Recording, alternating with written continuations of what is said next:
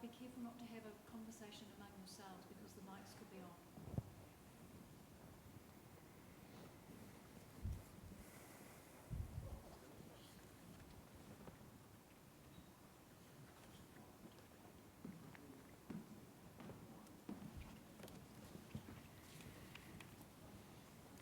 Kia ora koutou, ngā mihi nui, ko Bryan Crump tēnei. Hello everyone, I'm Bryan Crump, and a big welcome to the Soundings Theatre here at Te Papa, the Museum of New Zealand, in Poneke, Te Whanganui Atara, Wellington, where we're taking another step along the journey towards the future of the city we all love so much. This is Planning for Growth live. It was going to be live here in Soundings. However, owing to a comeback from COVID-19, you are all watching online, but it's been fantastic to see how people we had at booking. This was completely booked out. We've now got at least, last time we checked, 260 of you online watching this event, which is talking about the future shape of this city. The basic terminology is the Draft Spatial Plan. What that means really is a blueprint for how we develop over the next 30 years between now and 2050, encompassing a population increase perhaps of up to 80,000 people. Are we going to grow out like we have for the past couple of generations, maybe more? Are we going to grow up? Is it going to be a combination of that? Well, we're going to discuss that over the next 90 minutes or so, but to set the scene rolling, I'd like to welcome to the podium the Mayor of Wellington, Andy Foster. Thank you, Bryan. Tēnā koutou, tēnā koutou, tēnā koutou katoa. And look, thank you all for joining us on this day, especially in these rather strange circumstances. Our city is growing and changing. Indeed, it always has. We were 157,000 strong in 1991, and now there are over 210,000 of us. And over the next 30 years to 2050, we're expecting another 50 to 80,000 people to call Wellington home.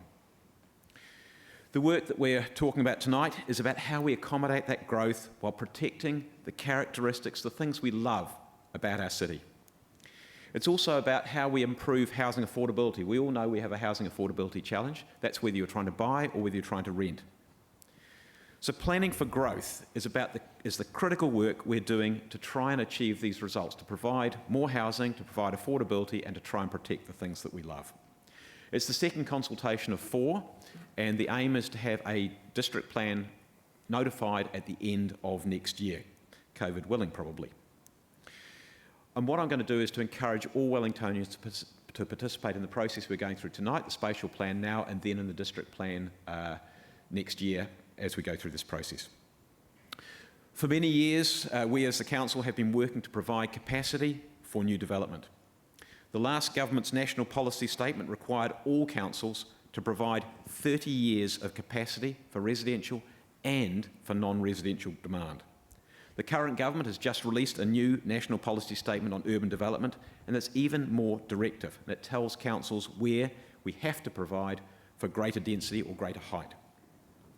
Now, while the national policy statement is pretty blunt, the general principle of encouraging development close to services, close to work, close to public transport is exactly the one which we at Wellington City Council have been pushing and encouraging since the early 1990s. And we did that to reduce congestion, to reduce emissions, and to reduce resource use. And that has led us, Wellington City, to being the city in the country which has the highest levels of walking, cycling and public transport. Indeed, for every person that drives a car to work or education, there is one person who also takes the bus, the train, walks or cycles. In planning for growth, we're striving for balance. One of the biggest parts of the discussion that's been happening already in the last week or so has been the place of the character suburbs, character areas, and the special vibrancy of our city. There's also the critical importance of protecting and enhancing the natural environment. That shines through in the spatial plan as we've got it drafted. What we want to do is we want to do density done well. In the right places, close, as I said, to jobs, to public transport, to services. To have good quality design and to reduce our carbon intensity. The other key element we've got to think about is how we deal with the issues of infrastructure. Growth will require new infrastructure. It's where to put that and how to support that growth. This is a draft, and it's time to have your say. I'm looking forward to hearing the views of our panel and of our audience tonight and over the next few weeks. I'd like to finish by just giving a huge thanks to our urban planning team, who've done an immense amount of research, immense amount of work to get us to this point. And a big thanks too to our panel in advance for your knowledge and the perspectives that you'll bring to us tonight. And finally, a big thanks to you, our audience, whether you're with us here today, or most of you will be at home, or maybe it's that you'll watch this over the next few days. Please do encourage your friends, your colleagues to view this as well and to give us your feedback. We look forward to hearing from you. It's your city, and you're going to help us to shape that city and its future. Tēnā koutou, tēnā koutou, tēnā koutou katoa.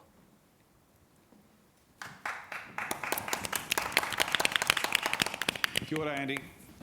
Now, I don't know if you can see if you're watching, and you're almost certainly going to be watching this in the comfort of your own laptop or smartphone, but to my right there's a panel which is going to be helping to chew the fat on some of the issues we're going to be discussing over the next 90 minutes about the future shape of this city.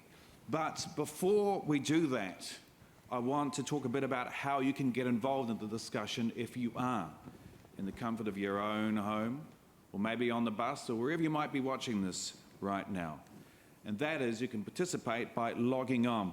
Now, we thought a bit about whether we proceeded with this event tonight because of what's happened with COVID-19. And we decided that because we really don't know what's going to be happening with the lockdown situation over the next few weeks, that maybe we should just go for it. But also what persuaded us to go for it today was a number of people who, once they knew they couldn't come to Soundings Theatre here at Te Papa tonight, they've logged on to watch this thing online. Now, if you want to participate, there's a simple thing you can do right now, and that is log on to slido.com. That's SLIDO.com, C-O-M. Now, once you do that, you'll be asked to put in an event code. That event code is hashtag P4GLIV. It's all lowercase, all the letters are lowercase. Hashtag P4GLIV. Hashtag P4GLive. Once you've done that and you're in, you'll see a screen. On that screen, you'll see on the left-hand side Q&A. That's where you put your questions in. And you can start putting them right now. And you've got a couple of things you can do with those questions. One thing is you can just be anonymous, but I don't know if we want to have everyone up here is anonymous, so you can put in your own name. You can put in your own name, but remember that this is a family show, so don't drop the F-bomb or anything too defamatory or any hate speech. We'll be moderating, so we won't have too much rude stuff going up on the screen behind me. However, otherwise, put your name in. You can also click. If you see a question you like and you think you want that asked, you can click on it. And the more people that click, the more that question, we'll see that that question is something that a lot of people who are online right now want answered. However, it's not just a popularity contest. And to my left, you can't see her, but Diane Livingston, one of the colleagues and one of the organisers, is also going to be taking questions moderated. And every now and then, if something gets missed, she's going to come and nudge me in the side and say, Brian, we might need to ask the panel this question as well. So, slido.com, hashtag P4GLIV. That's the event code. Hashtag P4GLIVE. So now, on the other thing, I just wanted to let you know at the end of each session, because we're going to divide this into three sections. One divided to the central city, the second to the inner suburbs, the third to the outer suburbs, because life in Wellington is quite different depending on whether you live in Tawa or Situn or Te Aro.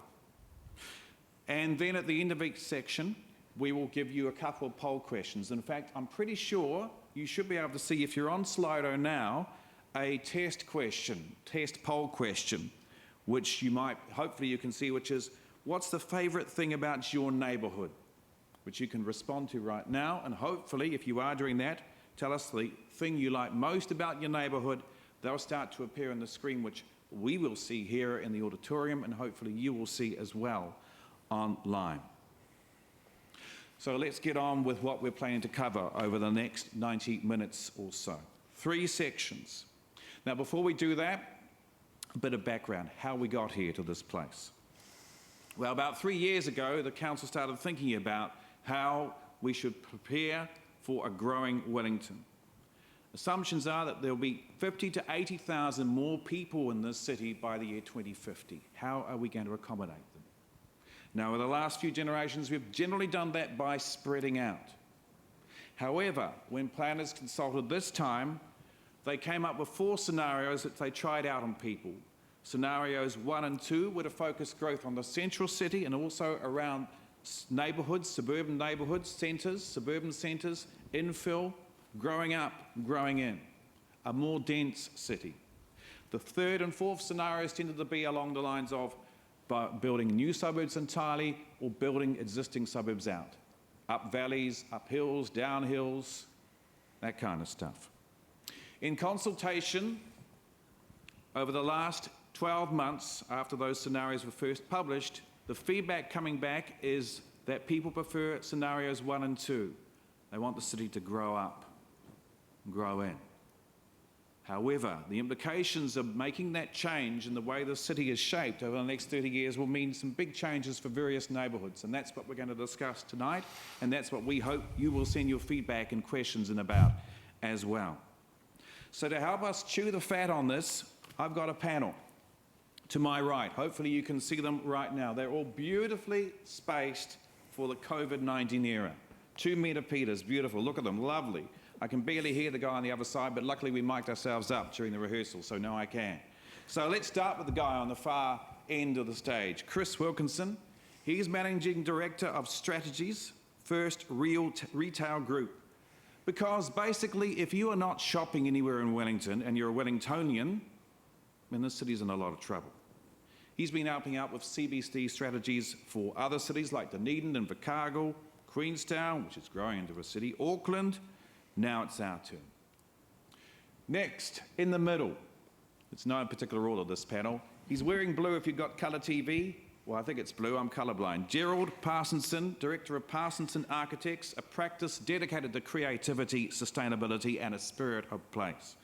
He's also an arts advisor to this city's Sculpture Trust. He's very busy right now because there's lots of entries for a sculpture which will go out the front of Te Papa. I think you have 60 entries, 60 instead of the usual 20, something like that. He's overwhelmed, but he's here tonight and we're lucky to have him. Then Rebecca Kiddle, next to him, on your left, his right. She's a senior lecturer in urbanism at the School of Architecture, Victoria University of Wellington. Her iwi are Ngāti Porou and Ngāpuhi. Her research focuses on decolonising Aotearoa New Zealand, Māori housing, urban design, spatial justice. Urban design in Aotearoa for the past 180 years has been a bit of a Pākehā thing, but it won't be for the next 180. Arron Cox has got a black t-shirt on it, is Generation Zero. He's a policy specialist for Generation Zero in Te Whanganui-a-Tara, Wellington. Zero stands for zero carbon emissions, if you didn't know that already, because if we're belching as much carbon in 2050 as we are in 2020, by then Lambton Quay will be a quay again. And pretty much every other city on the coast around the world will be trying to market itself as the new Venice, except for Venice, which will be relocating to Trieste. Isabella Cawthorn is the woman to the right, if you're watching, of Gerald. She is the editor. She's also a consultant facilitator. She's Porirua and proud, and she's the brains and editor behind Talk Wellington. If you haven't checked out this blog, I recommend you do so, because her work is all about smarter, better informed talk about making the city the best place to live in. Then, I think we also have with us on the panel Kate, who is the principal planner for Wellington City Council, Kate Pascall. And Kate is actually going to kick things off for us, because what we're going to do now is talk in detail about what the Draft Spatial Plan says about each of those 3 sections we're going to divide this meeting up into. Now, before we do that, we're going to begin with the central city. We're going to run a video, which hopefully you will see at home, online, and then Kate will come up and present a 5-minute rundown of what the Draft Spatial Plan what that blueprint we're talking about tonight means for that part of town, starting with the central city. Then we'll be starting to chew the fat with the panel, and hopefully you'll be starting to send in questions that we can also chew over. So right now, please welcome to the podium the Principal Planner for the Wellington City Council, Kate Pascall.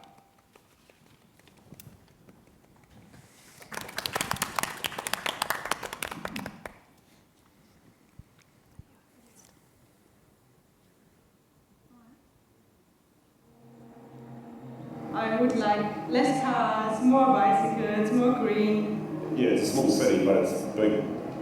Yeah, it's only going to get bigger. Yeah. We need change around here, or around Wellington in general, we need change, yeah. Aotearoa's population is going to get bigger. It's estimated that our population could climb over 7 million people in the next 50 years. So we need to decide how our cities will grow with us. Wellington alone is expected to grow by between 50 to 80,000 people over the next 30 years.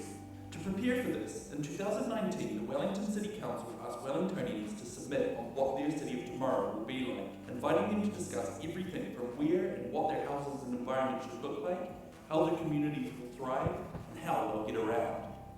Over 2,500 people got involved, everyone from high school students to retirees, and from their feedback, a picture of the future of Wellington is starting to take form.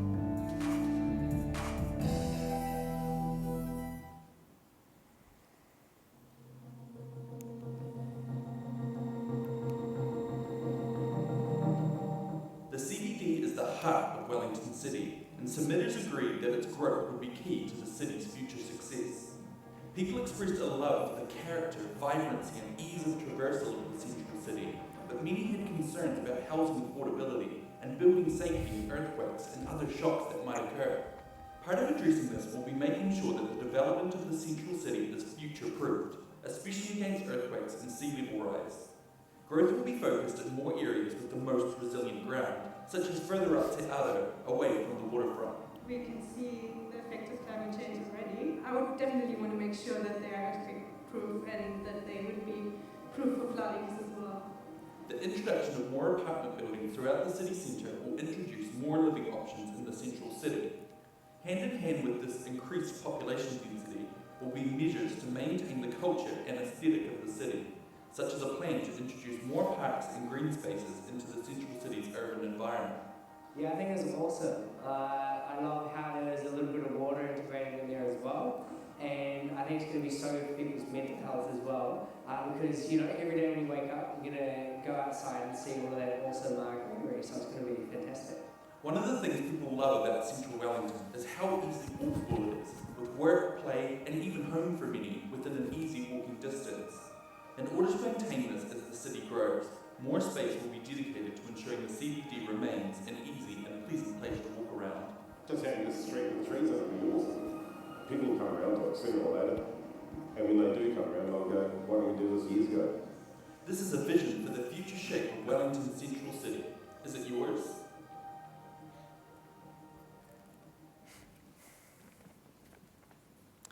Kia ora everyone, thank you for zooming in from home and adapting at such short notice. It's great to be able to continue with this event tonight.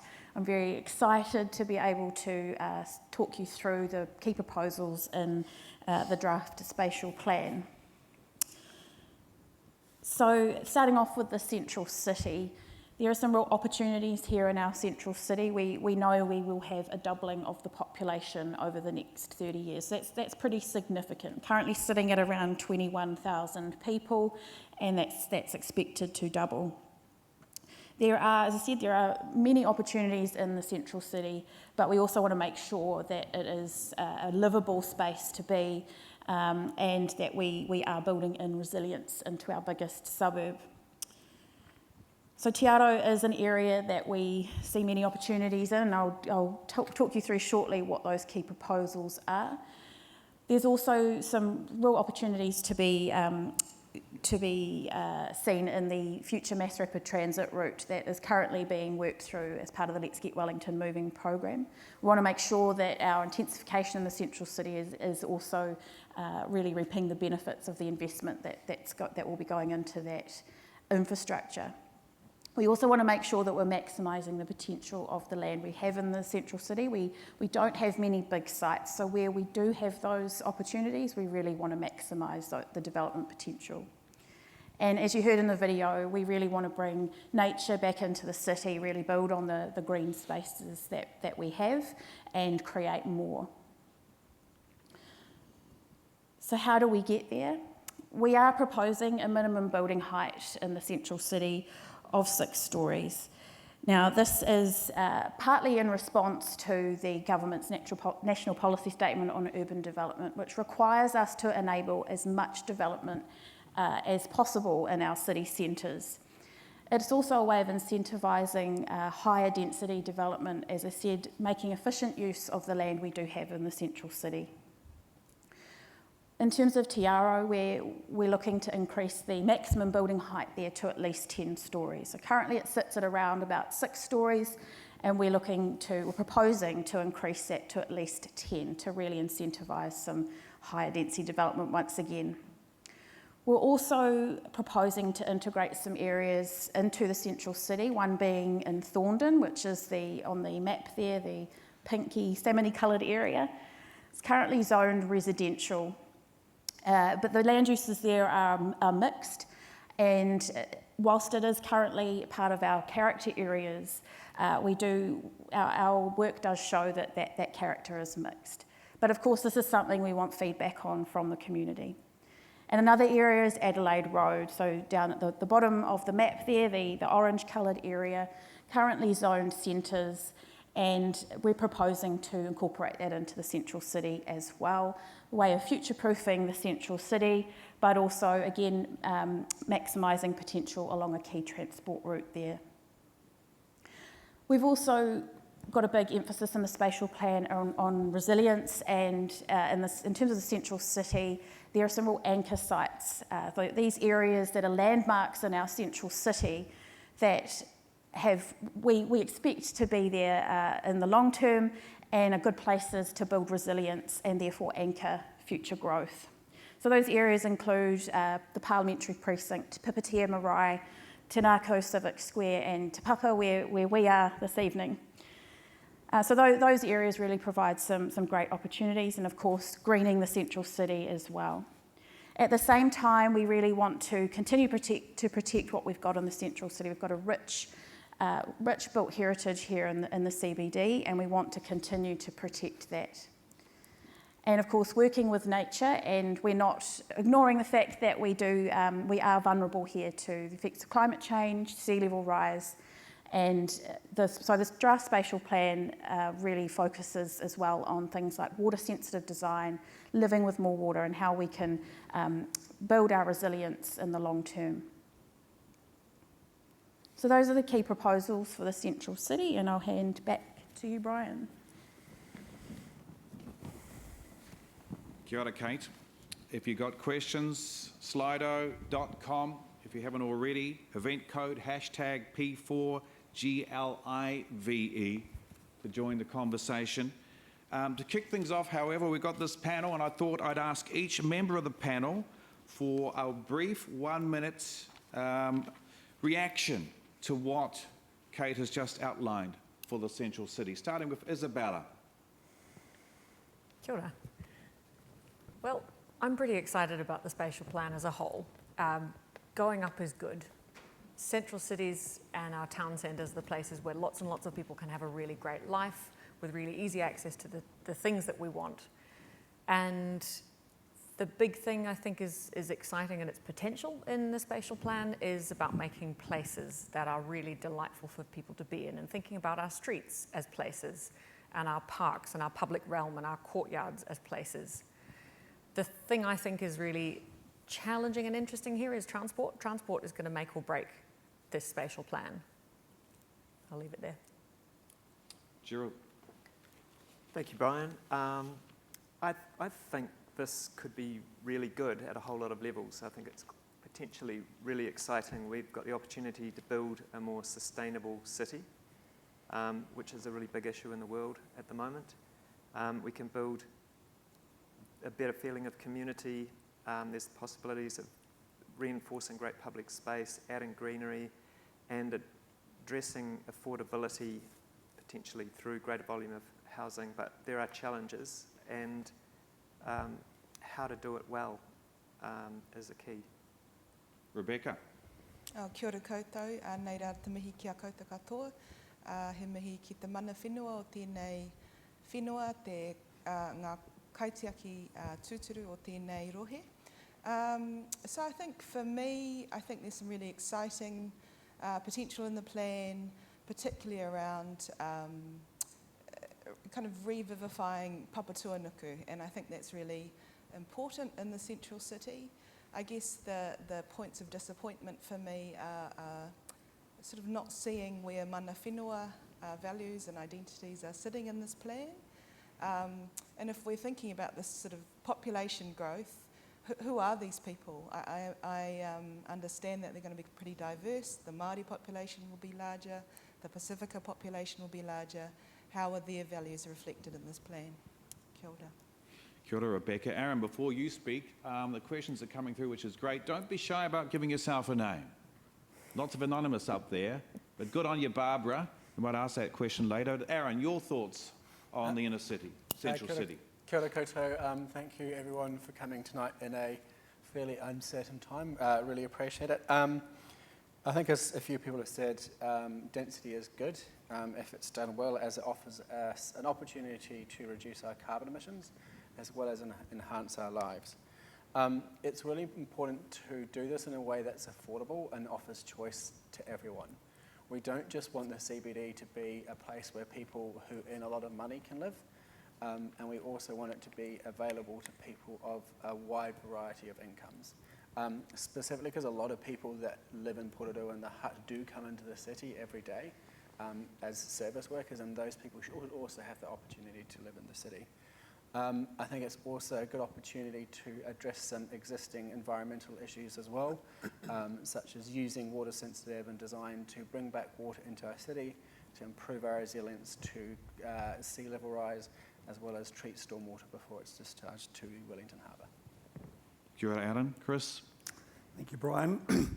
I'm excited about the regeneration opportunities in places like Te Aro, creating more mixed-use type developments where we can get we can create a more inclusive opportunities for younger generations and future generations, potential for self-sufficient communities, new precincts, and of course intensifying our audience for our city centre.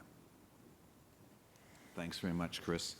Well, the question that already was one of the ones that a lot of you seem to be interested in, and there were a couple of questions that we saw on Slido that related to it, which I would sum up with one, which was, well, what does this get to do, or how do we incorporate this plan for our central city with Let's Get Wellington Moving, which is a plan for transport in and out of central Wellington? How do we deal with that issue?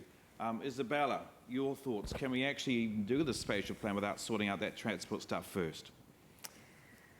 Well, those of you who are familiar with Talk Wellington will know there's a rich seam of opinions on this point. I think what's interesting here is to note that Let's Get Wellington Moving is quite clear about the fact that it's a transport plan, and you're starting to see place and sort of destination being worked in there a little bit, but by and large it's a transport plan. I think that's kind of disappointing because there is no city, self-respecting city in this day and age that is tackling transport without tackling place at the same time, because they are so intimately interconnected. It kind of doesn't make a lot of sense.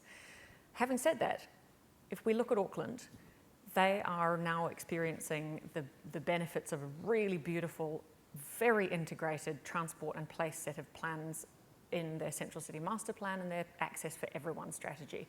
And the reason that came about was because there was a transport plan to put some mass transit through the middle of Auckland. Now that may be slightly delayed, but that was the pretext for Aucklanders to go, hold on, how do we want to move around our central city? What's the point of this space? And how do we make sure that people and goods can move around in ways that doesn't compromise the awesomeness of these areas as destinations? I'm very hopeful that Wellington is going to have a light bulb moment like that. But at the moment, the interface between Let's Get Wellington Moving and the spatial plan is interesting. Anybody else on the panel want to comment on that question that people were throwing up?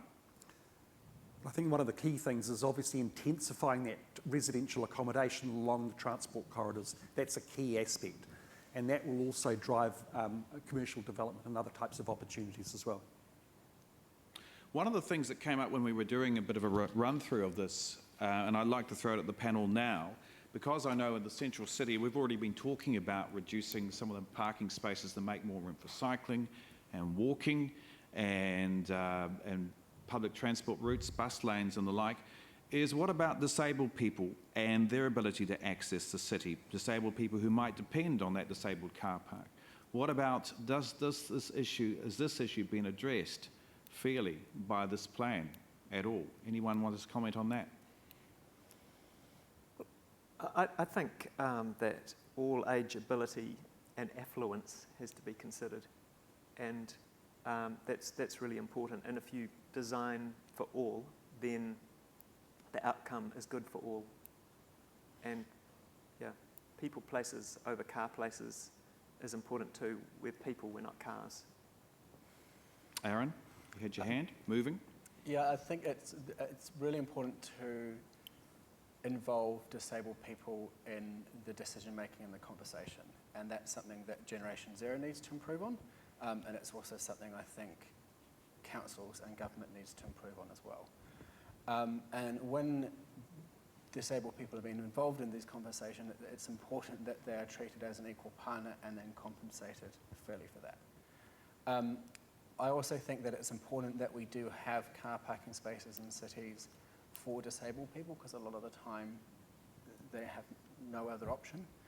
But at the same time, we can't not design public and active transport for disabled people as well, because they should have just as much choice as we do.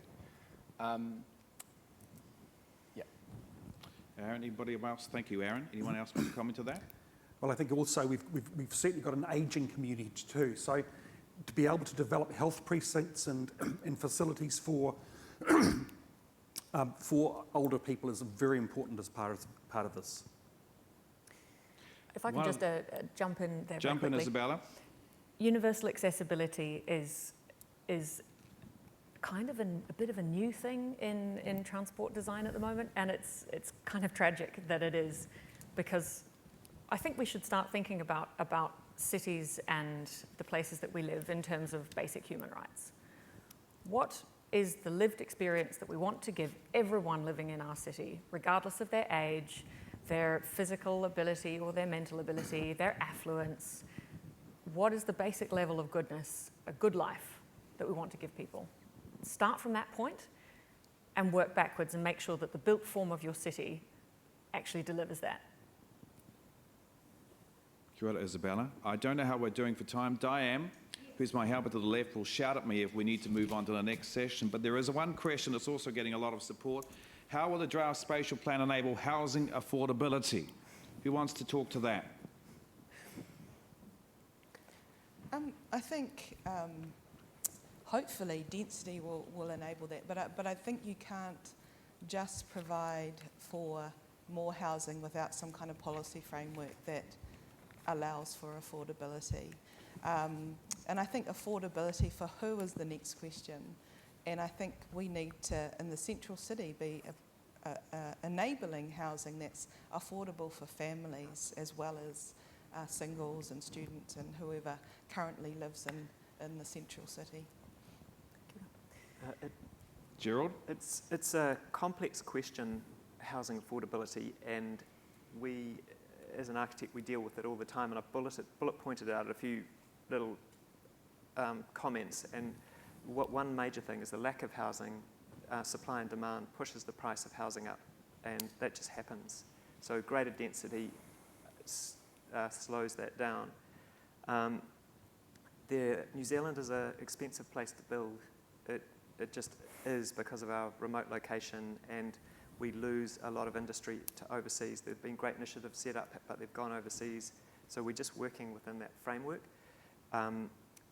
Council has a role to play also in the affordability of housing.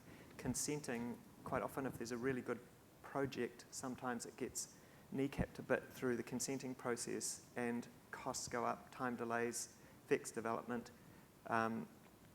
there are economies that we can employ to reduce the cost of housing, scale, larger volumes of production, and also that building up to 6 stories is quite expensive, but when you can go beyond 6 stories, economies start to show themselves. There are economies in prefabrication. All this requires a bit of consideration from the council's view through consenting. Also legislation, countries like Germany legislate for a certain amount of social or affordable housing in projects over a certain scale. That's something we could consider in New Zealand. And also thrown into that mix is a very complex one of co-housing, which there are a few projects sprouting up around New Zealand where there's opportunity to save in certain ways. Kia ora. Isabella? It's brilliant timing that we're having these conversations, and just on Monday the Wellington Urban Nerds hosted a really fascinating webinar with some experts on property development, and some of the insights that came through that and that we're seeing coming through in the discourse around New Zealand's housing crisis, and I'm using crisis, I think it's more than just a challenge, Mr. Mayor, are all of the things that Gerald mentioned. But I think we're not going to see any of the benefits of this new spatial plan and its encouragement of more housing through upzoning until we've seen some real changes to New Zealand's housing system and its market. 3 things. I think we need some new vehicles to channel private investment into the creation of homes and living. We want profit and social purpose to be intimately intertwined. We want people to be doing development with a foundation of public good land ownership. There are some really useful vehicles that exist overseas that we don't have in New Zealand, like community land trusts. And you also want to see sort of larger social enterprise and social housing entities who are market providers of homes and do it very professionally, but also do it ethically. And this is a space that iwi are getting into, which I think is super exciting. The second reform you need is this thing that Gerald mentioned around the construction and development side of things. We have this plethora of players, lots and lots of little players, lots of layers in the system. Everybody's trying to get their 5 or 10%, everybody's scrabbling in tenders, and people need, businesses and the cities need more certainty, so you need more relationship-based contracting, potentially more vertically integrated providers who can do all of the things. And the third thing, I think, is we need more intelligent use of development contributions. Wellington is a slightly notorious region because we have a bit of a race to the bottom where different councils try to lure developers by essentially having the cheapest development contributions, which is just a sad situation to be in. We need to sort that out, and we also need probably some law and policy changes to enable development contributions to be used for things like green infrastructure and parks and public realm, which is currently quite tricky to do. Of course, we also need to fix the overall infrastructure funding system in New Zealand, which puts all the burden onto councils without the money, so that's broken. But these 3 changes to the overall sort of development market in New Zealand, I think will take us a really long way forward towards seeing affordability improve significantly. Thanks, Isabella. Does anyone else want to comment on that question, affordability? Just a quick one, and I note someone said it in the questions. You know, in other countries there is they just mandate for developers having to provide some portion of the development as affordable housing, and that's just accepted. In Oxford and central London, all developers have to provide, I think, 50% or 25% of their development as social housing, and I think it's been tried in Queenstown in New Zealand, but it hasn't really been tried elsewhere, so I think that would be a fantastic mechanism for the council to be drawing on. I think we've got about 2 or 3 minutes left for the central city. Diane, was there any question you wanted to throw at us that you picked up on? Hi, Brian. This is Diane Livingston, by the way. She's one of the organisers. Hi. She's a hard worker. There are a couple of questions that have come up here, and I just think that we should just grab these ones before we go on. So one from Sophie. Sophie, you wanted someone to answer Becky's question, and it was about who does council think is kind of moving into the city and what consideration is given to mana whenua. And there have been lots and lots of questions about cars and how this is getting cars out of the city. And Barbara asked that one and Tom has asked that one, and I think we should grab that one really quickly too, if we can. Cars and mana whenua. Becky. I asked the question, but I mean, I guess just looking at the plan, you know, there's some analysis about sites of significance for mana whenua, but unlike the other parts of the plan where the implications are talked about, I don't think there's a very strong kind of sense of what are the implications of these sites for going forward. And I think it's really dangerous to put Māori things as being historical things only, when there's obviously a kind of contemporary Māoriness to our world, and how it's really unclear about how the plan is exemplifying what it means to be Māori in 2020. Kate wanted to answer. Kate Pascall, do you want to come forward and address Sure. that? So I think you will need to, because you're not. You are mic'd up. I am mic'd up. I'll come up here anyway. Yeah, I mean, it is a really good question, and we totally acknowledge that it is a gap at the moment in the draft spatial plan. But important also to tell you that we are working currently really closely with mana whenua, and that is a longer term conversation, and engaging with them around what their aspirations are, what their principles are, that kind of thing. And our intention is to build that into the final spatial plan and also right through into our district plan as well. So just be reassured that we are having those conversations, and it's a live conversation right now. Kia ora, Kate. Actually, another thing is Becky's suggestion there about New Zealand following the example, Wellington following the example of other places, jurisdictions around the world, and mandating for a certain amount of housing, new housing, to be affordable. Is that something that the spatial plan covers at all? Look, we haven't gone as far in the spatial plan as talking about mandating it, but it is something we are exploring as part of our district plan review process. It may well be that it's a package of responses, not just through the district plan, but through some other mechanisms. But we're doing research in that space at the moment. So it's not completely off the table. We are looking at it. Cars in the central city. Chris, do you worry about car parks being removed and losing business? Only if we've got a good alternative solution. So clearly, a strong, reliable public transport system. Maybe it needs to be audacious. Maybe we need to be looking at what Dunedin and Queenstown are doing right now with $2 bus fares. Something like that that's going to make that decisive shift. And I think the other aspect is we need to look at innovative local freight solutions as well. So if people are buying bulky goods, there's a solution for those products to get to people's houses, in their apartments, wherever they may be. Thanks, Chris. Anyone else want to talk to that? Isabella?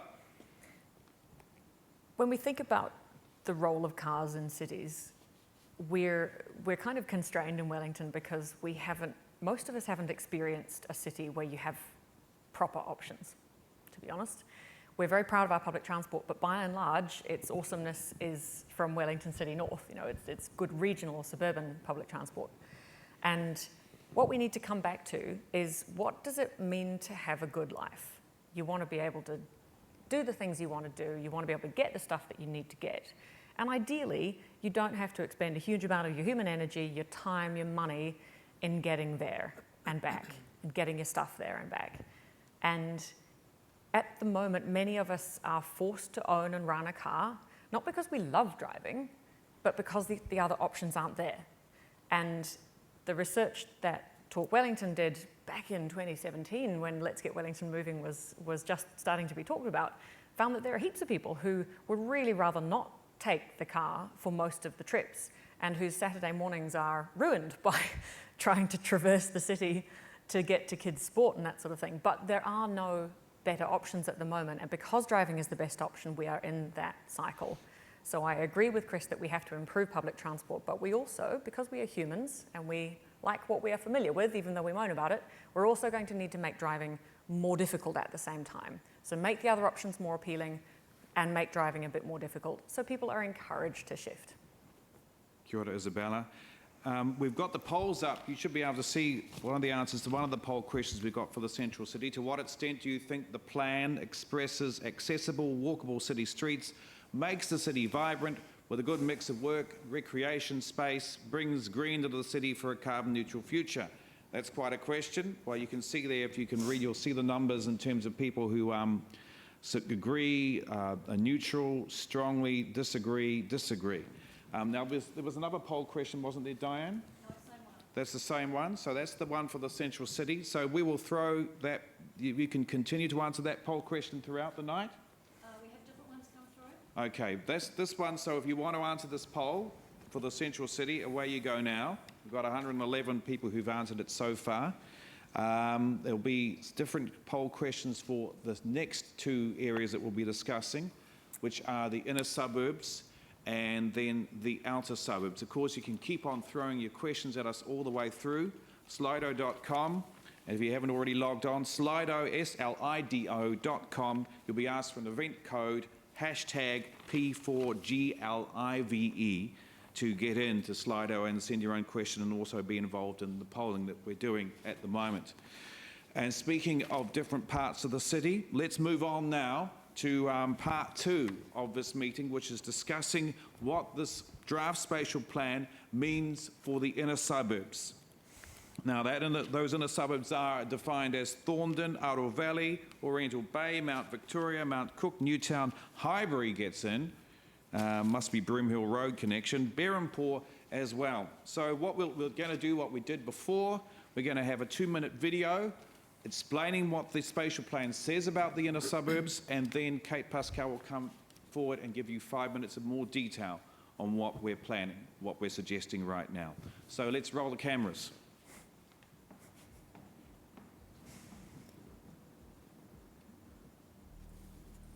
Wellingtonians were keen to see the city remain compact, with 58% of submissions expressing a desire to contain urban sprawl by balancing needed housing development between the central city and inner suburbs, such as Newtown, Berhampore and Mount Cook. Respondents love the relationship between these suburbs and the central city, as it allows them to enjoy a suburban community but within walking distance, or a quick ride on public transport to all the culture and vibrancy the CBD brings. To maintain this balance for the future, these inner suburbs too will need to see some more residential development, with, for example, 6-storey apartment buildings in Newtown within easy access of public transport routes. So I'm totally for having high density housing in Newtown and less cars and more public transport. These inner suburbs are renowned for their unique character buildings, many which date back over 100 years. Our current planning rules protect these buildings for their contribution to streetscape amenity. But in order to accommodate so many more people, the protections need to be eased in some of the less intact character areas. If I've seen progress coming around in Brookwood, I'm starting to have it. We'll love to see our old houses, but then we'll love to see new developments coming around as well, just change a bit of change to it. As well as creating more spaces for people in these inner suburbs, an easing of character protections will also allow more livable and sustainable buildings, opening up opportunities for things like solar panels and modern building practices that ensure warm and healthy homes. I am quite a believer keeping a lot of heritage homes because it's so beautiful and bring a lot of character, but I think it is important that we put the people first and the growth first as well. This is a vision for the future shape of Wellington's inner suburbs. Is it yours?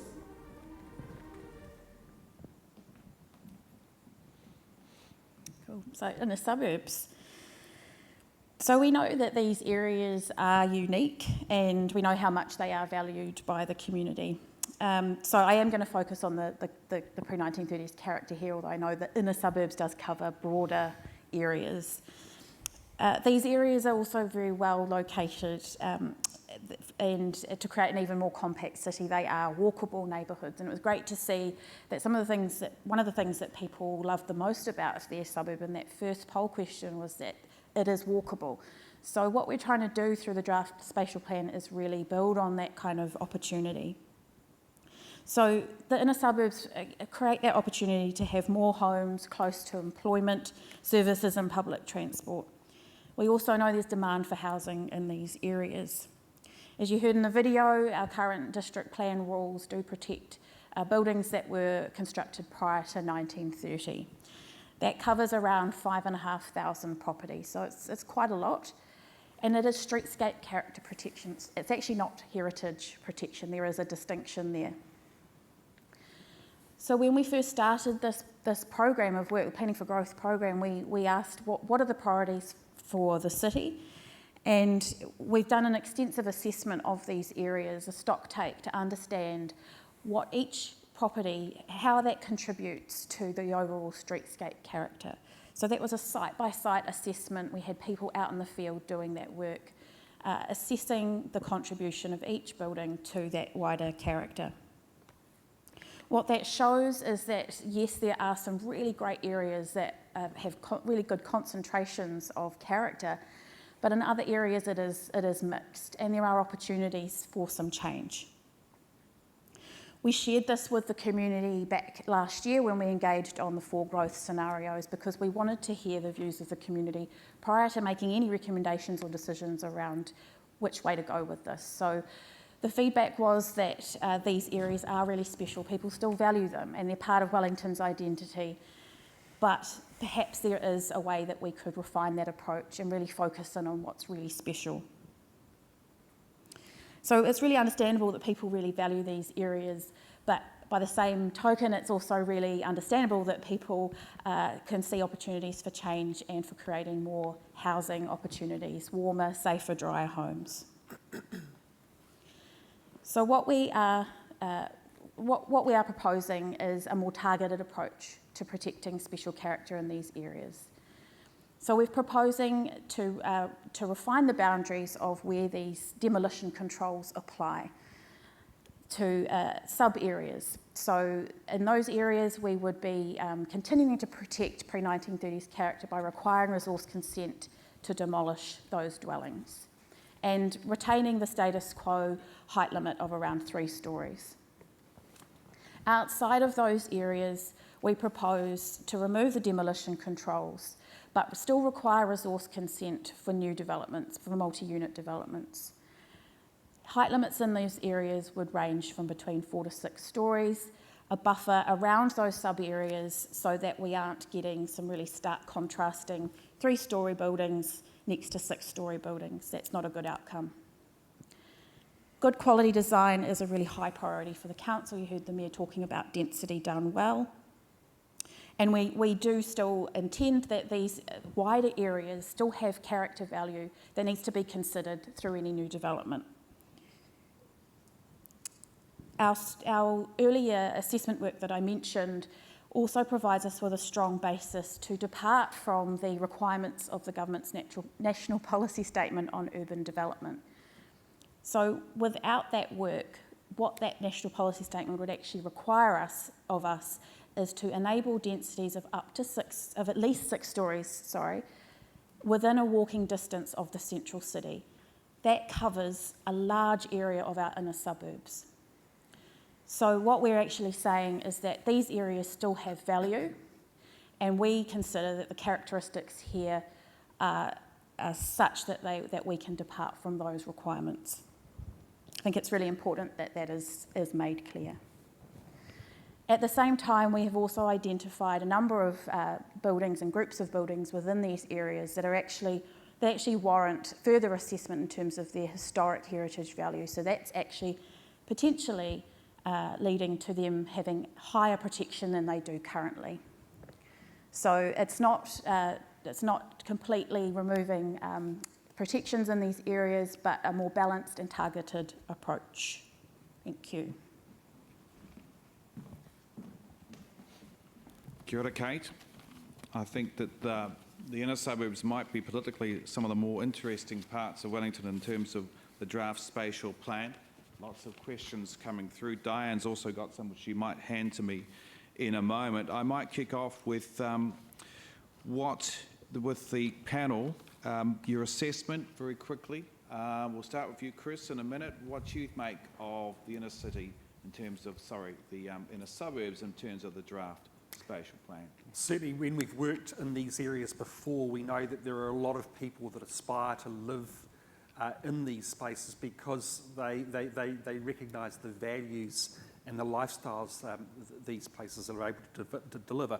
So being able to intensify respectfully, to be able to create more spaces for people to move into these areas in an affordable way, but also for those people that are living in those larger houses to also progress across and to maybe move into smaller places, freeing up those larger houses. I think that's quite exciting.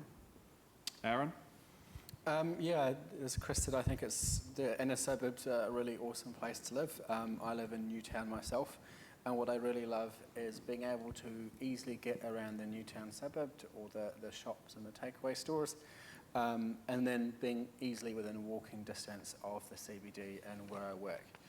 I think there's a bit of a conflict here between being able to provide for growth in that area and the opportunity for people to live there in an affordable manner as well as character. One thing which I think is really important is that we have to accept as our city grows, the character is going to change. And places that we know will have to change, but I don't think losing character we shouldn't be thinking about it as losing character, but developing the character of the city. And I think we really have to have a think of what do I prioritise? Do I prioritise character, or do I prioritise having a vibrant city with a diverse range of people that's affordable to live in? And I think it's important that we have that discussion. And also, whose character are we preserving? We're preserving old colonial homes that don't necessarily respect the heritage of the city going back. Becky. Yeah, just to pick up on your last point, I think, there's obviously been a heap of work gone into characterising the colonial character of the inner suburbs, and I think, stop there now.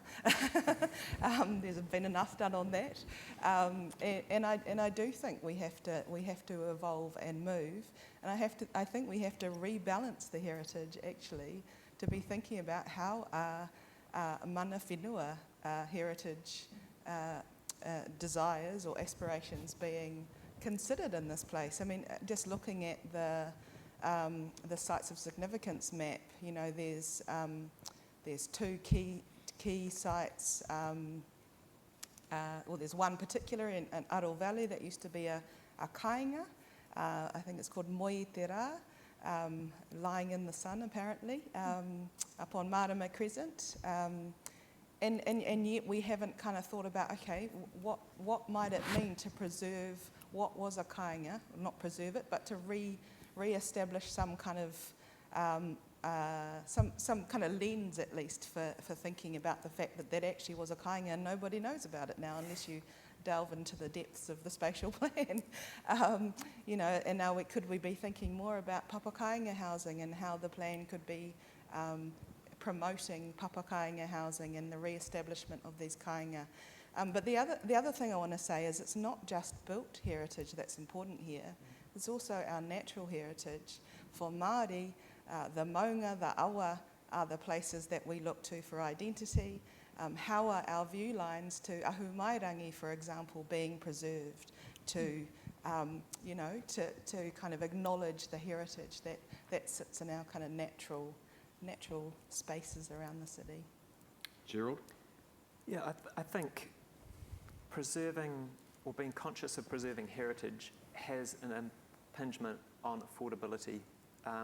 The blanket preserving colonial heritage in Mount Victoria, Newtown, or wherever, Arron Valley, wherever it is, it locks up a bunch of houses, and it helps create a shortage in dwellings. So there's that.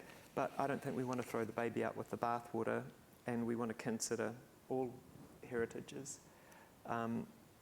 But I can give a quick example of a situation where one of the buildings shown on the screen and held up as an example of density done well by Wellington City Council and Auckland City Council is a project that we did in Mount Victoria. The resource consent cost between 1 and 200,000 once you added in all the consultants and that sort of thing. The reason for it was that we proposed demolishing a pre-1930 building. It was clad in 1960s or 1970s asbestos sidings, and you couldn't see the villa, but because the rule said it was pre-1930s and we had a planner who didn't understand what he was being presented with, it ended up being a real roadblock. So that's an example where most developers would have said, no, I'm out of here, but this person pushed on. So having some sensibility around that is really important, and it will facilitate better value accommodation. Isabella?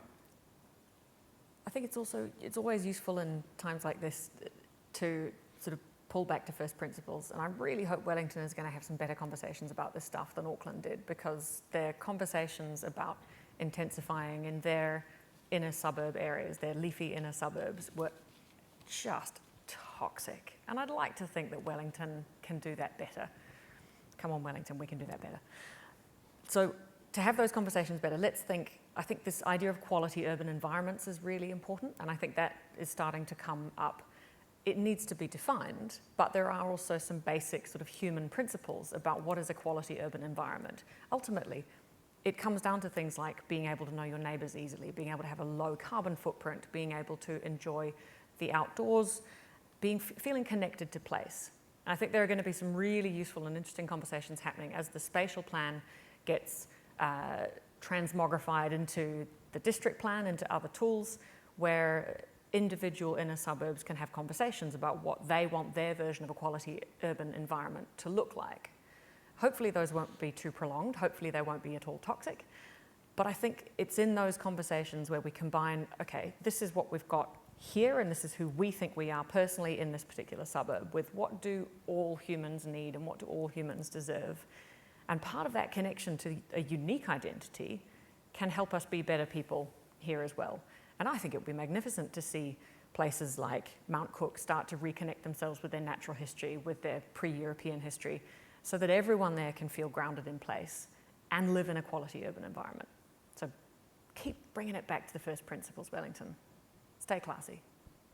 Kia ora, Isabella. Diane, you had some questions? She's got more. Oh, you. Yep, lots of, and some really good ones up here. I do want to say that time won't allow us to do everything here, and we will absolutely answer all of the questions that come through. A couple of real goodies. One is all character worth protecting?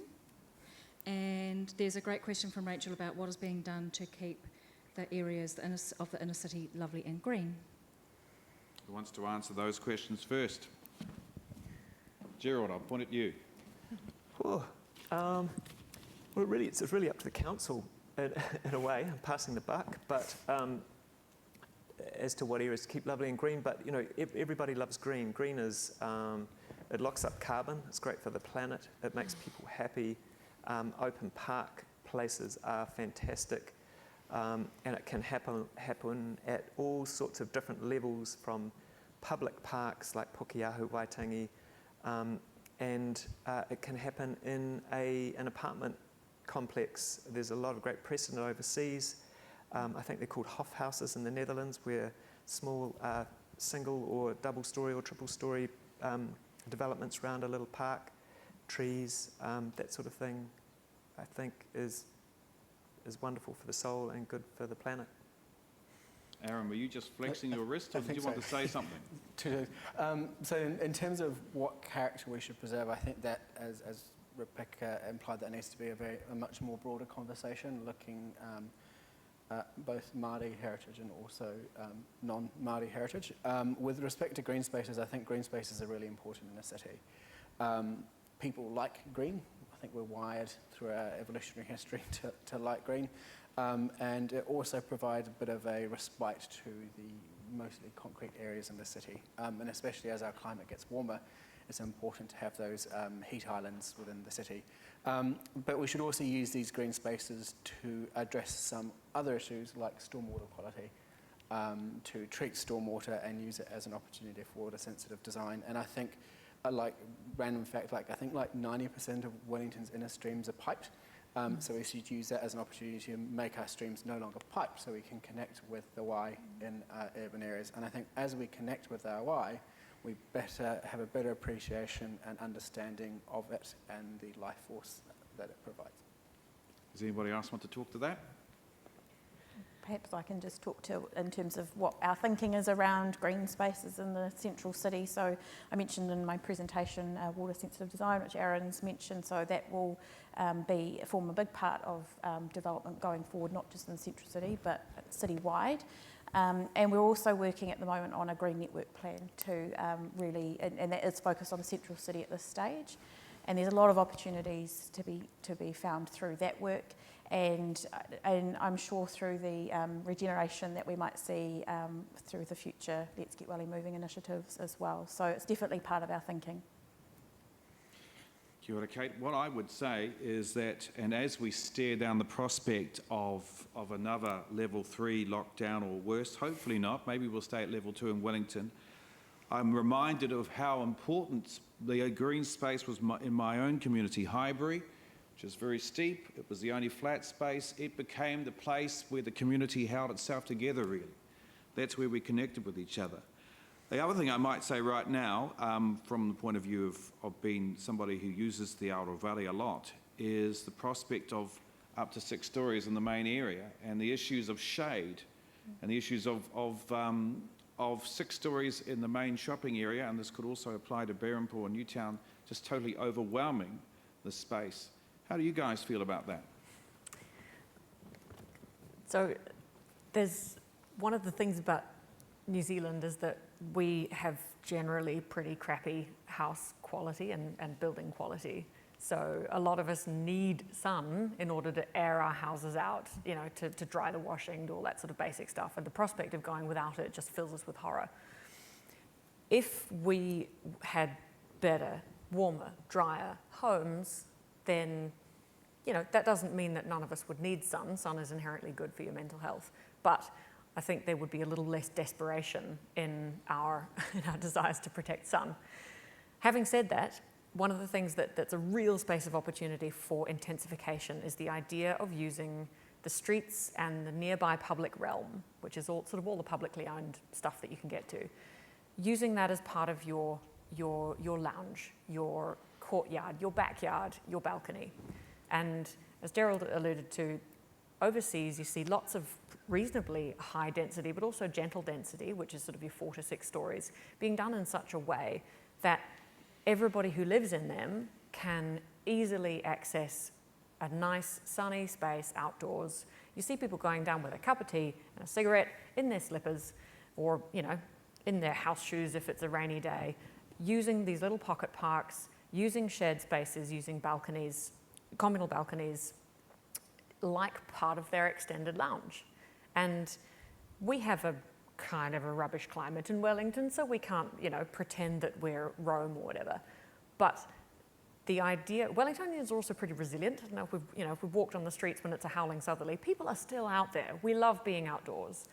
And building density in a thoughtful way that ensures that people who live in the places have a good quality urban environment, which includes some sun, it's not hard to do. We just go back to that human need and design from there. Anybody else? Yep, go away you go. It's, if you get good district plan, good consenting, good design and good development, it's relatively easy to build large buildings that enjoy the sun, are spaced correctly, rooms are orientated in the right places, and getting good bones. And especially if it's larger and denser, there's a real opportunity to add an overlay of passive house type features where the economies of doing it become quite affordable, and you end up with houses that, or dwellings, apartments, co-housing, whatever, that receives the sun and it only needs a little bit to stay really warm and comfortable, and it might be associated with a park. And so there are a lot of really good things that can be done, and getting good people making it happen, I think, is a key. Just to add, a colleague and I did a survey last year of Wellingtonians around a project called Where Do We Dance, which was really about, you know, where do we kind of interact. And the 3 most important places for people were green spaces, streets and bus stops. Wow. So, you know, I think if that is true, then those need to be really good spaces. How would you rate your bus stops, people? Question. Some of them are a bit better than they used to be. Those hubs, dare I say it. Arron, were you wanting to say something? Oh, no. No? Chris? Yeah, look, sun's a constant feature of successful and vibrant street spaces. We really need to look around Wellington, look at the cafes that are north-facing. So that's a key aspect. If we can prioritise for for sun in these types of spaces, that's absolutely important.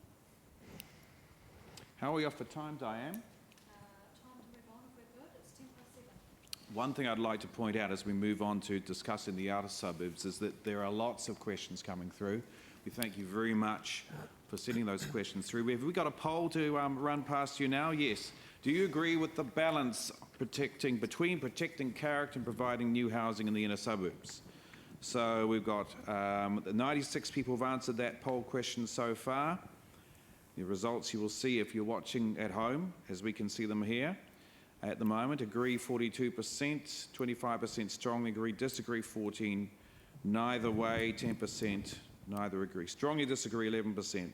But that's moving around as you answer it, and thank you very much for doing that. There are lots of questions we're not getting around to answering.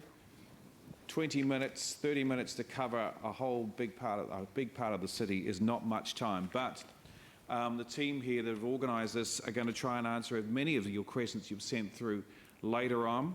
And also, this is just part of the discussion. So you can keep on asking those questions of your councillors.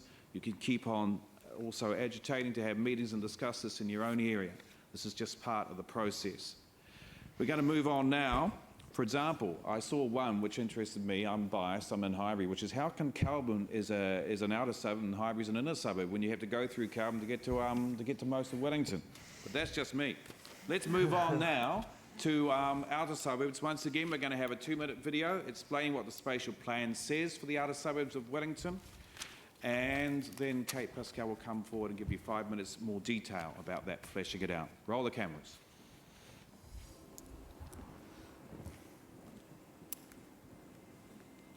A large number of respondents thought it would be best to balance inner city growth with development in and around our existing suburban centres on the outer fringes of the city, such as Johnsonville, Tawa and Island Bay, creating townships that are developed enough for people to live, work and play in, but still close enough to enjoy the central city's culture and vibrance. The development of townhouses and taller apartment buildings in outer suburbs such as Johnsonville would create a more vibrant town centre, with more people increasing the need for diverse businesses, entertainment and social spaces. The development of community activities was, I think, important. Things where the community can come together to do something and to demonstrate itself as a community. Quality growth in these outer suburbs will create more lively town centres and offer more people access to the lifestyles that most suit their needs. A suburb like Island Bay, for instance, would draw people who love the access to the beach, and the town centre and its offerings would grow as a result. I'd kind of like to see the city extend into the suburbs, you know, like music venues and cafes and, yeah.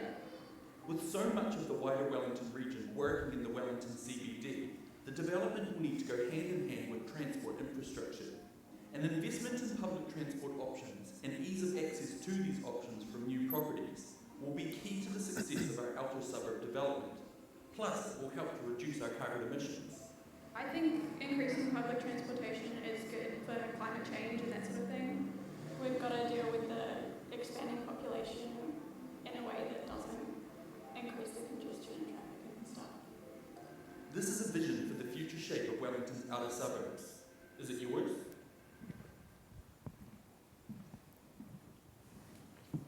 So last area to discuss, the outer suburbs.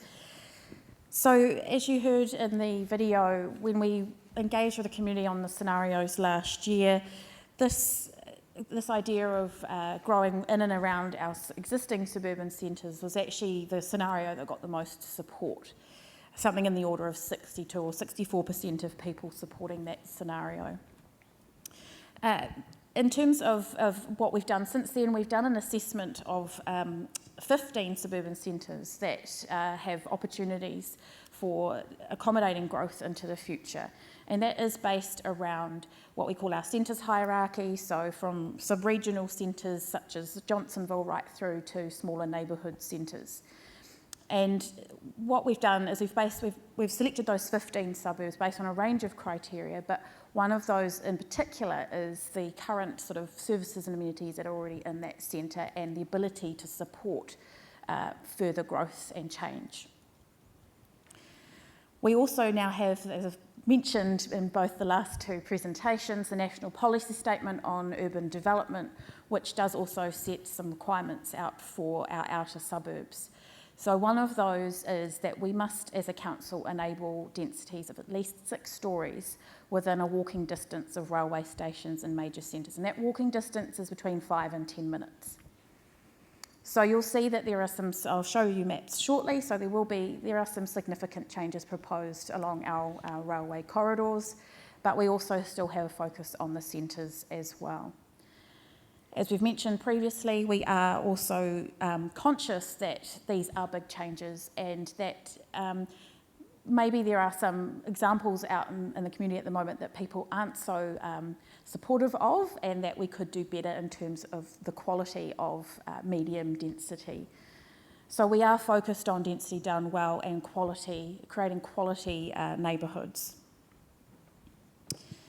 In terms of infrastructure, I will address that because I know that that is a question in a number of people's minds, is how do we provide for all this growth when we have some infrastructure issues across the city? And we know that, and we totally acknowledge that. So the spatial plan is a really key tool to feed into the council's longer term planning process around investing in that infrastructure, particularly in the 3 water space, but also our community facilities, our parks and open spaces. So if we have a plan about where we're going to grow, we can then start making those planning for that investment into the future. Sorry. So in terms of the proposals, so as I mentioned, up to at least 6 stories around those railway stations, so that picks up the Johnsonville line and stations along and through Tawa as well. And also at least 6 stories within a walking distance of metropolitan centres, so that picks up Johnsonville. We would also have to do the same in Kilbirnie, however we consider that there are some particular vulnerabilities in Kilbirnie that mean that it's not appropriate to go as dense as the National Policy Statement would require of us. So in terms of what we're talking about in terms of medium density housing, we've got 5 sort of housing typologies that we've applied across these 15 suburban centres, and the same typologies also will apply in the inner suburbs.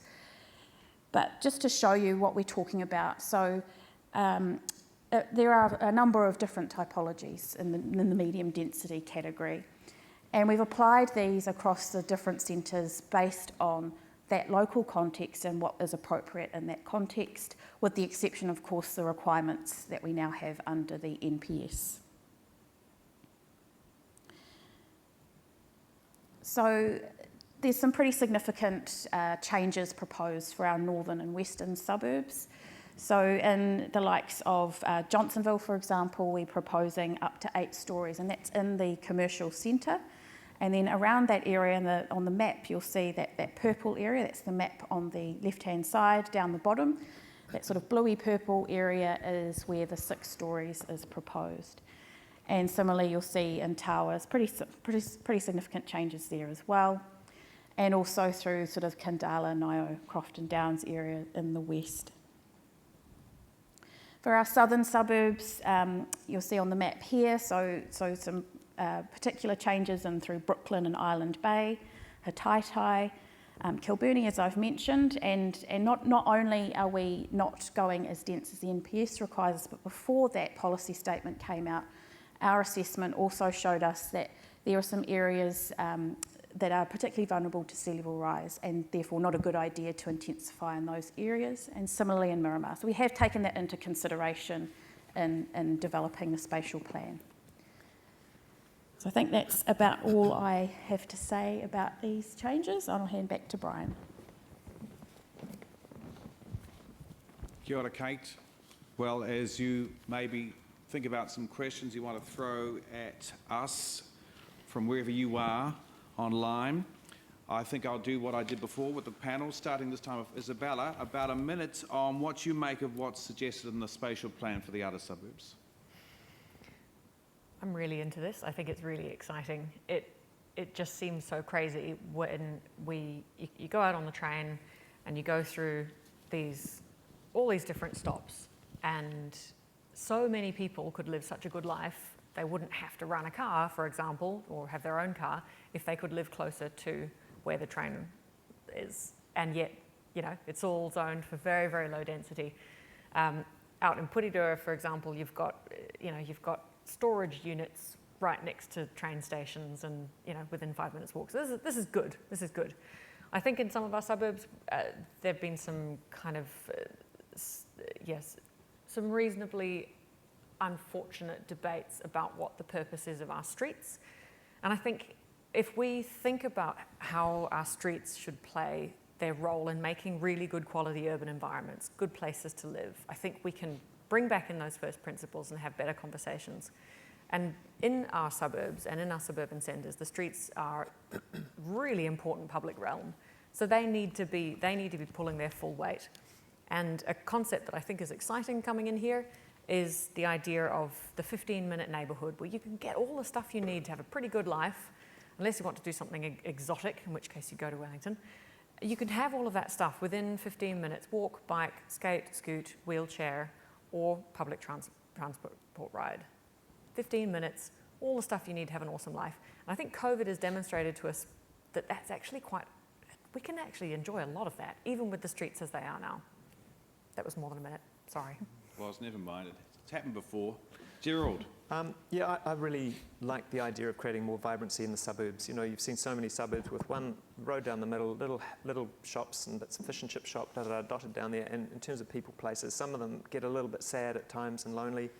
Having the density, the 15-minute circle is fantastic, and it builds in vibrancy and future-proofing for businesses in those areas, and it builds up its own urban energy. Get a few cafes facing north, and public space, and Bob's your uncle, it works really well. And I'd also make one quick comment that introducing things into even 6-story buildings like a retirement village where you get a cross-generational thing happening is to be considered. Kia ora, Jill. Becky? Yeah, absolutely. I think if density allows us to sustain Papatūānuku, if it allows more equity in terms of accessibility to transport and jobs and those kinds of things, and it staves off carbon emissions, then why wouldn't we be doing it? But let's not just do this in suburbs that are not super wealthy. So that is my concern, and your question about why is Calvin not in there, kind of I think is a poignant one. And we've seen in the past suburbs that are reasonably well off fending off density in a way that I think has been detrimental to the wider city. Just another quick thing, I think COVID showed us that we can work in the suburbs, we can work in the outer suburbs, but we need a finer grain of provision then, not just these big centres like Johnsonville. Northland, where I live, which has 26 pizza shops, needs places to linger as well as pizza shops, and it needs places where people can work and live and be in the suburbs and not have to travel into the city. Arron? Yeah, I think I'll try, and there's a couple of really highly rated questions which I'll try and tie into this answer, but I think it's important that we do have public transport connections into the outer suburbs. People need to be able to get around Wellington easily and in an affordable manner, and where they live should not impact that. I think we've been going out from the centre of Wellington throughout this discussion, and it begs the question as to whether we should be taking a regional approach to spatial planning. A few years ago, when the government reorganised the way that Auckland Council works, they required Auckland Council to create a spatial plan. And I personally think that that should be done on a Wellington-wide scale, particularly for Upper Hutt, Porirua and Kapiti. And that the government and council should consider how they can do that, because realistically, people move around Wellington region so often. Lastly, I think that infrastructure investment is key, particularly in Three Waters.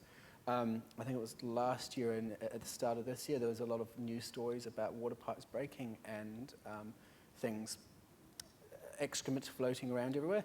That shows that there has been a historic underinvestment by council in the last few years, and that needs to be addressed going forward, in line with what the government is doing around Three Waters. And I've got to say, it's disappointing that when the council have looked into it, they haven't also asked the question, what has historic underinvestment done to cause this? And that's me. Chris? I'm very excited about the potential for our outer suburbs. I look at Johnsonville, an area which is certainly not going to regenerate under its current model. The opportunities to create this medium density, mixed use development is vital for places like Johnsonville. You know, and again, I'm going to repeat what we're seeing in these areas is that people want succession opportunities in terms of living, so they want to release these larger houses. They want to find new places to live within the suburbs that they love, and in many cases they're not finding that. We saw that strongly in Karori when we worked there, and I'm sure we've seen the same situation in Johnsonville. So yeah, very excited about it, and particularly excited in the eventual post-COVID world we'll be living in. We're already seeing the renaissance of the suburbs, and this is great to see. This will carry this through further. Kia ora, Chris. I've seen a question coming throughout the discussion of all three parts of the city, central, inner suburbs and outer, and that is, what about integration with other regional jurisdictions? Because Wellington, as several people have pointed out, does not stop at the boundary. It doesn't stop at Tawa. It doesn't stop at Petone. Maybe it stops at the south coast. So what about integration? Are we able to really plan realistically without taking into account what other parts of this region are doing? I'll throw that at Becky first, if you want to comment on it. Yeah, I mean, we absolutely have to integrate with what others are doing. I mean, just to take the way the boundaries are set, they're not the way that iwi set their boundaries or have set their boundaries. So there's a whole range of different boundaries going on in these conversations, and at the moment it feels like the Wellington City Council boundary is the one that's being privileged in these conversations, and we do need to be taking into account the wider setting. Isabella? Yeah, total to that, and I'd also highlight that water doesn't respect political boundaries in councils either. So a lot of the new greenfield developments that have been flagged for places like Stebbins Valley and Lincolnshire Farm, the rates go south to Wellington City, but the poo comes north to Puriville. So how do we better plan and manage the kind of impacts on that? And having brought up greenfield developments, I'm just going to chuck in a provocative idea here. Given that there's only a certain number of officials and councils to process things like resource consents and development plans, I reckon we should have some kind of moratorium on new greenfield developments until we have sorted out fast, good quality, density done well in our existing urban areas. Let's think about that. Chris? No, I think Isabella's summing it up very well, thanks. Arron, you were thumbing up. I was just saying to moratorium on greenfield development until we have some time to think about how we can grow in the central and outer suburbs. Gerald, did you have any thoughts? No, I think it's a good idea to get some coordination. It's coming down from government above, and so it's applying to all councils. So having integration there is good. The same issues are cropping up. So, yeah, everyone's solving it separately. It isn't necessarily such a good thing. Comparing notes would help. Sorry, one just thing. We used the word greenfield, and just for people that don't know what that is, it's when you literally take a green field and put some houses on it. There's also a word that you might hear around the place called brownfield, and that's when you take a site that's already there and develop on that. Kate, you looked like you wanted to say something Yeah, to this. just on that regional approach, I think it's important to note that there is actually some regional work happening at the moment. So developing a regional growth framework, and the spatial plan will be feeding into that. So I believe that will be more sort of public consultation on that perhaps in the new year or so. So watch this space. I've just been told my microphone is dead. I'm going to seize the opportunity to say one last thing. I note in the paper today that the Horowhenua District Council is proud to announce a new greenfield development up there, which the Mayor is advertising as soon to be within an hour's drive of Wellington City. Right. How do we feel about that? Might be for a bit. Then it might change again. Diana, we got any questions that have come through you want to share with me? We don't understand that your thing this time. Go ahead. Yeah, heaps of questions. And I just want to say again that we will endeavour to answer all of these. We can't do it all tonight, but your engagement is amazing, so thank you. I also want to say thank you for everyone who's filling in the polls. So getting your feedback throughout the process this way enables us to kind of, learn and understand how people feel about things as we go, and that's an important part of the engagement, so awesome work. Questions? There is one terrific one. Where have I put it? Oh, okay. Multi-use development in town centres. What are some ways of doing that, and what do the panel think about that? That's one question. There is another thing about working from home and how is that changing things. And then there was another little beauty, which is about transport options for people who are out in the outer suburbs. So it's, we talk a lot about the compact and being inside the city and getting around, but what can we do to kind of make it great for people to be accessible from outside as well? As you're holding a mic, Isabella, you might as well use it. I can't even remember all the questions now. They were good. I'll pick up on the last one. Outer suburbs are interesting. You can think of them in some respects as, sort of stranded infrastructure in some ways. We've encouraged people to go out, and we've had developments where there's an internal double car garage, where the streets are really wide. It actually looks like the driving experience that they show you in a car ad. It looks amazing. It is generally also a really hard place to know your neighbours. It's a difficult place to run a local business. It's a difficult place for kids to be able to walk around. It's a difficult place to live in if you're older. So we're looking at retrofitting a lot of these suburban areas. And part of that will be making the streets easier to get around, enabling people to run a whole lot of different activities that aren't at the moment, I believe, legal to run out there, like mixed-use things, running a business out of your home, and all that sort of stuff. So part of making things better in the outer suburbs is embracing the change out there and going, I may not have such a great driving experience, presuming you don't drive at rush hour, but actually what I'm getting instead is a much richer local community where I don't have to travel into Wellington just to get the essentials. I don't have to schlep all the way into the next suburb to get groceries. I don't have to drive to get my kid to kindy. So that's part of the promise of change for the outer suburbs, and basically tautoko to what Chris said earlier, mixing up those uses, more opportunities for businesses, more opportunities to enjoy those businesses. Thanks, Isabella. Gerald? There was a question about mixed use, I think, and is it a good idea for outer suburbs? And I'd like to say that I think it is a really good idea in that mixed use buildings with a mix of, say, commercial and residential form or create great vibrancy and also a symbiotic relationship between the two, and that there's a possibility of having a large residential 2 stories, 3 stories on top of commercial. And you see, there are lots of good precedent for that, and also private outdoor spaces on the roof or between dwellings, and a lot of urban connectivity, and it's a really successful urban model, so I think it is a very good thing. Becky? Yeah, just to pick up on that, I think, again, just going back to the COVID situation, because it's a really good litmus test around how we have to live or can live or whatever. Many of us found that we could actually work from home, and the central city and the outer suburbs are inextricably linked.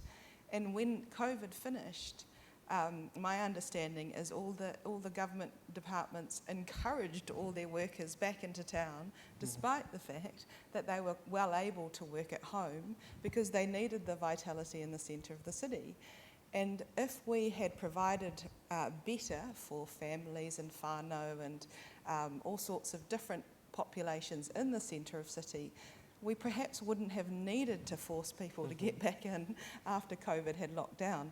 On the other side of the coin, if we had provided, and I'm going to talk about Northland, and I hope my fellow Northlandians don't mind, but if we could provide in places like Northland a finer grain of places to linger and connect and work, then it's quite feasible for many of us to be working in the suburbs. So I think we need to be doing kind of both of these things hand in hand, and absolutely providing for mixed uses across our city. Kia ora, Becky. Chris, actually I remember that. I'm sure some retail interests were saying, please, for heaven's sake, get people to come back to work. We need people back downtown buying stuff.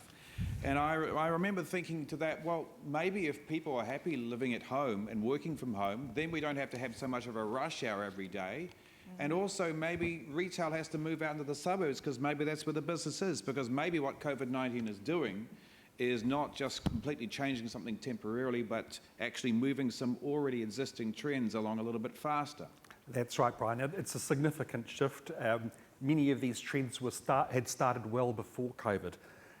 One of the questions was, what's this doing in terms of working from home?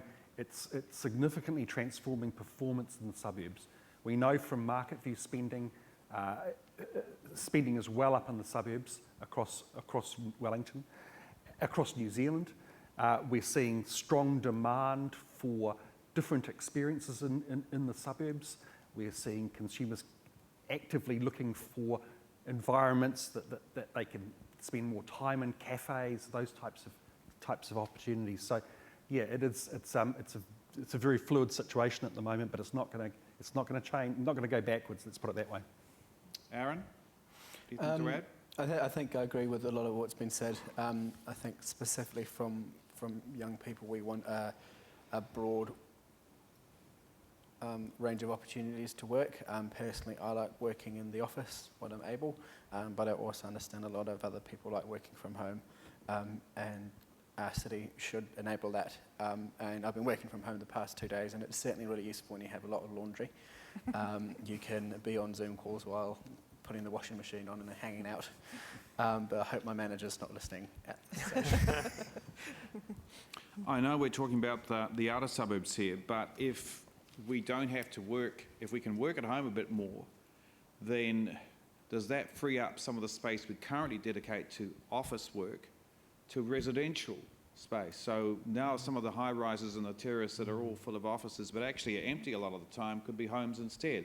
There is already that happening with some student accommodation, but that's another trend, isn't it? It absolutely is, and I'm quite interested by the sort of innovative or perhaps nostalgic cooperative model that's being developed between the City Council and the Wellington company called Te Kāinga. They're converting an office space into affordable housing, for which the council is the landlord. I think I've got this right, look it up. The council is the landlord and provides affordable housing and long-term rentals for people, and they get all the benefits of having really efficient hot water, like 50% cheaper than normal, free Wi-Fi, whiteware and stuff all looked after because it used to be an office building. Having said that, okay, so definitely opportunity here, but we have a central city at the moment that absolutely relies on 82,000 people, which was the pre-COVID number anyway, 82,000 people entering into the city centre every morning on the weekdays. That is, change to that is going to be a huge wrench for Wellington. And I know there's been a really useful report come out about how some of the really major employers are looking with real trepidation at the prospect of empty buildings. And we've got to think really smart about how to manage those very choppy waters for our city centre. I think one last thing on that, if we only think of it as a CBD, we're kind of stuffed. If it's a central business district and it dies at 6 p.m, that's one surefire way to make our city really vulnerable. if we talk about a city centre and we think about a city centre with a night economy, with an afternoon economy, with things that people can do all day, all night, of all ages, and also, and all genders, you know, because the one in, one out traditional commute is actually much more a male thing than it is for women. Women have much more complicated transport patterns, and one of the things that's really exciting is having cities and town centres that are places where you can have a really complex daily pattern and enjoy all of that stuff. So if we can make our central city a bit more diverse, a bit more amenable to the complexities of not just, you know, 9 to 5 working life, I think we're on a winner. Anybody else want to comment to that? No? I think we've come to the point, Diane, where it's almost there. I wanted to finish the way we began. I'd like a brief thought from all of you in the panel. And I'm going to preface that with a couple of observations about why I'm here. I'm here because I'm a born-again Wellingtonian, but I grew up in Auckland. I do love Auckland. I spent my formative years as a child in the central city in Herne Bay and Ponsonby, then my teenage years in Papatoetoe. I, for many years, missed Ponsonby and Herne Bay so much. I missed that central city. I missed the villas. But what I began to discover as I grew older and went back to visit people and just visit was that it was dying. This was like looking at a polished shell, beautiful villas, but the life that I had loved was not there anymore. And I don't want that to happen to Wellington, the central parts of Wellington. I moved to Papatoetoe. Funnily enough, a lot of the life that I missed was there, down in South Auckland. But one of the observations I'd make about living in Papatoetoe was you were so dependent on the bloody car, and we're all stuck in traffic. And I don't want that to happen to Wellington. But also the observation I would make is that can you just, or the question I would ask is, can you just leave it to the market to make sure that there is a reason that everyone, that we don't have a situation where it's just the wealthiest who choose where they live and the rest of us are left with the dregs, maybe the wealthy and the middle class. How do we make sure that everyone enjoys the benefits of what we're talking about tonight? All right, who wants to pick up on that first? Gerald. I'd like to throw in that's a big question, and it's a political question. And you can look around the world at different political systems that work in different ways. And I heard an interview on Radio New Zealand with a Scandinavian woman who was living in the States and comparing what it was like to live in the States to what it was like to live in Scandinavia, where you were more regulated, there was more safety for those more vulnerable, whereas in the States, she said it was the first time she felt, even though it's arguably the greatest country in the world, she felt the most vulnerable in her entire life. And so some regulation and not leaving it to the market, I believe, is a good thing. Becky? Yeah, I absolutely agree. I think you can't leave the stuff to the market. The market hasn't provided to date.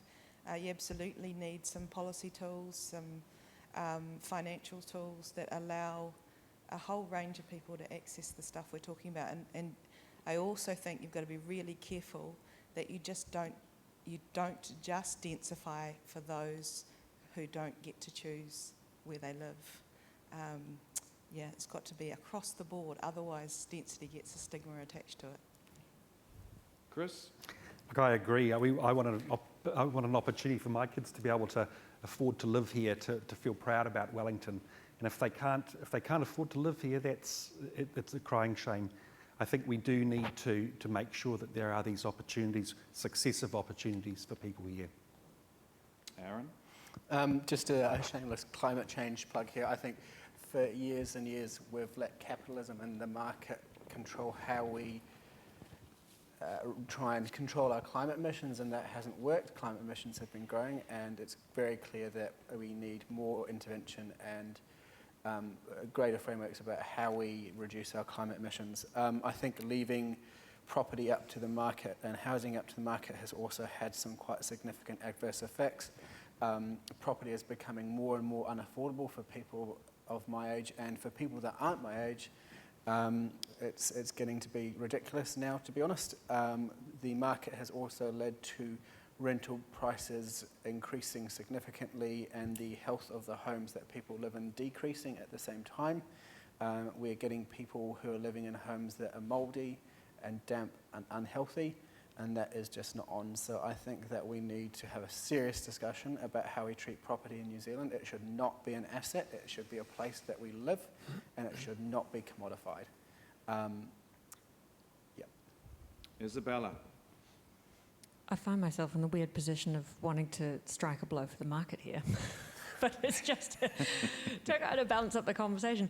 I think when we look at, just to be really clear, when we look at housing and the market around retail and commercial spaces, I don't really think it's an example of a completely free market gone feral, to be quite honest. There's an awful lot of examples where the regulation has become massively burdensome and has been suppressing all the good initiatives that the private sector could provide. So let's be really clear. And I think people who look at the spatial plan and go, oh my God, it's deregulating, oh, it's going to be a complete free-for-all, kind of just need to take a deep breath and look at the situation as it is and look at the changes that are being proposed in the spatial plan. So deep breaths, everybody.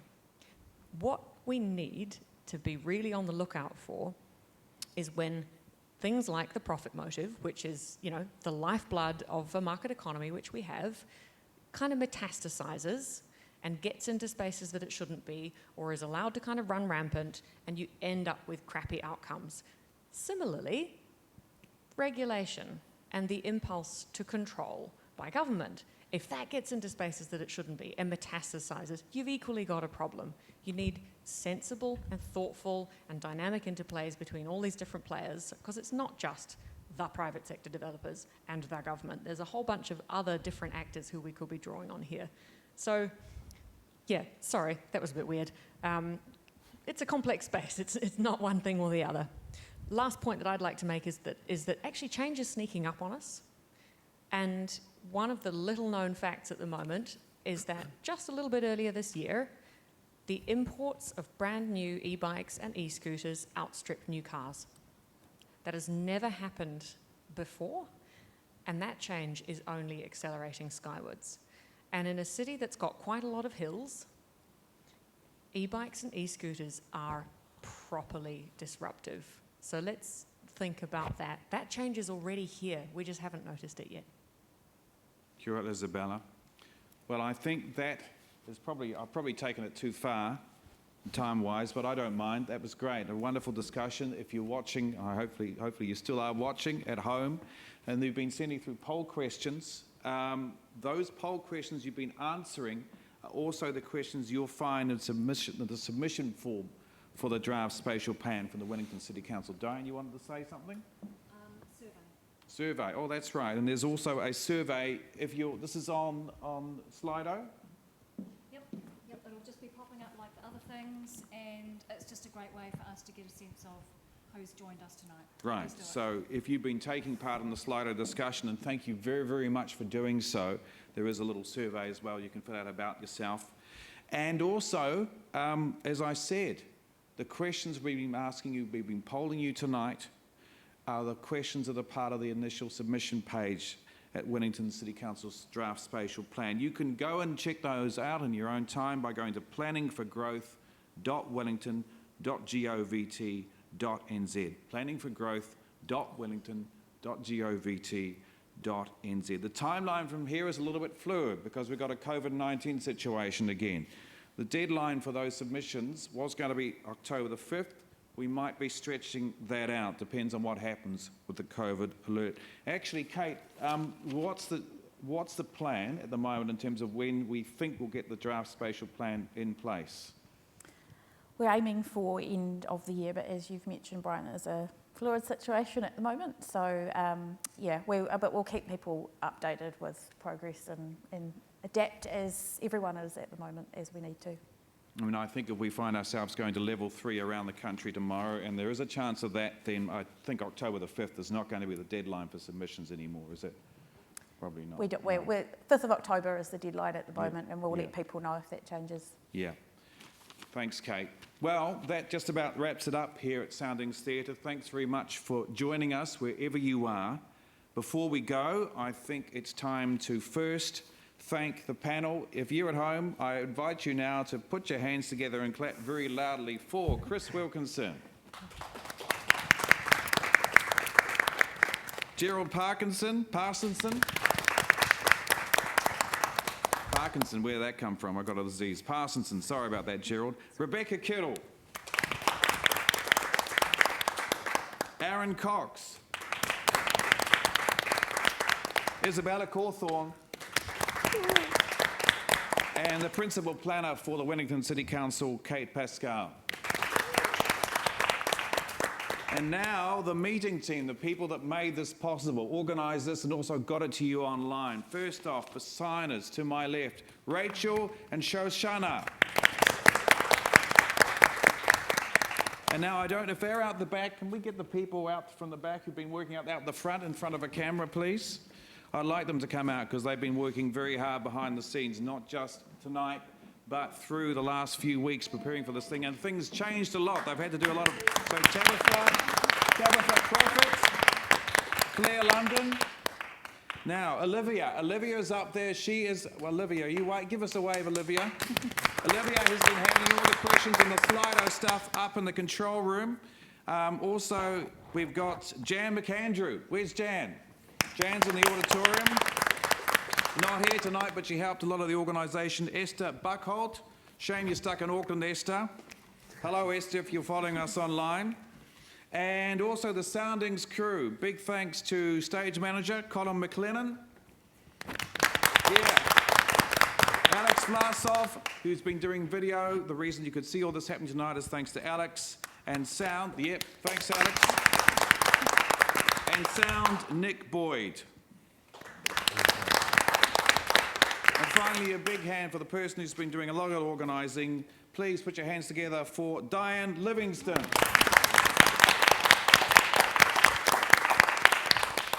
I'm Bryan Crump. Thanks very much for joining us for this Planning for Growth seminar online. It's over to you now. Ka kite, good night. Thanks, Bryan.